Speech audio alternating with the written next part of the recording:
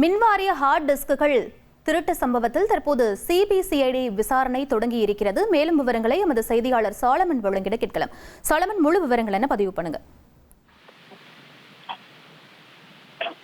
தமிழ்நாடு மின்வாரிய தலைமை அலுவலகத்துல திடீரென அங்க இருக்கக்கூடிய 18க்கும் மேற்பட்ட ஹார்ட் டிஸ்குகள் திருட போயிருந்த சம்பவமானது தமிழகம் முழுவதுமே பெரும் அதிர்வலை ஏற்படுத்தியது. குறிப்பாக இந்த சம்பவம் தொடர்பாக சிந்தாதிரிப்பேட்டை போலீசார் வழக்கு பதிவு செய்து விசாரணை மேற்கொண்டு மொத்தம் 2 நபர்களை கைது செய்து சிறையில் அடைத்தனர்.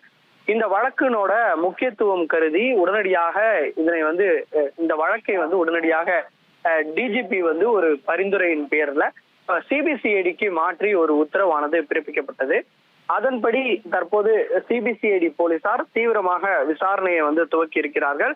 முதற்கட்டமாக இந்த வழக்கினோட விசாரணை அதிகாரியாக சிபிசிஐடி டிஎஸ்பி ஆன பிரபு என்பவர் நியமனம் செய்யப்பட்டு தொடர்ச்சியாக இந்த விசாரணையானது நடைபெற்று வருகிறது. அதன் கட்டத்துல நேற்று தமிழ்நாடு மின்சார வாரிய தலைமை அலுவலகத்திற்குள்ள சென்று சிபிசிஐடி குழுவினர் தீவிரமாக விசாரணையை மேற்கொண்டனர். எந்த கம்ப்யூட்டர்ல இருந்து இந்த ஹார்ட் டிஸ்க் ஆனது திருடப்பட்டிருந்தது, அங்க சிசிடிவி காட்சிகள் இருக்கிறதா, என்ன மாதிரியான கேமராக்கள் பயன்படுத்தப்பட்டது, இந்த திருட்டு போன நாளன்று அந்த இடத்துல யார் யார் எல்லாம் பணியில் இருந்தனர் உள்ளிட்ட பல்வேறு விவரங்களை சிபிசிஐடி போலீசார் சேகரித்து அவரிடம் விசாரணையானது மேற்கொள்ளப்பட்டு வந்தது. குறிப்பாக ஒரு உயர் அதிகாரியோட ஹார்ட் டிஸ்கும் அங்கு காணாமல் போனதால அவரிடமும் விசாரணை மேற்கொள்ள சிபிசிஐடி போலீசார் திட்டமிட்டிருக்கிறார்கள். அது ஒரு புறம் இருக்க, அதன் பின்னர் யார் யார் எல்லாம் இந்த அதிகாரிகளுக்கு சம்மன் கொடுக்கப்பட்டு அவர்களையும் விசாரணை மேற்கொள்ள திட்டமிட்டிருக்கிறார்கள். அதே போன்று கைது செய்யப்பட்ட 2 நபர்கள், அதாவது ஒன்னு தொழில்நுட்ப ஊழியரான கோபிநாத் மற்றும் அதே போன்று முரளி மனோகர் ஆகிய 2 நபர்களை கைது செய்திருக்கக்கூடிய நிலையில அவர்களிடம் இருந்து மொத்தம் 34 ஹார்ட் டிஸ்குகளானது இதுவரை பறிமுதல் செய்யப்பட்டிருக்கிறது.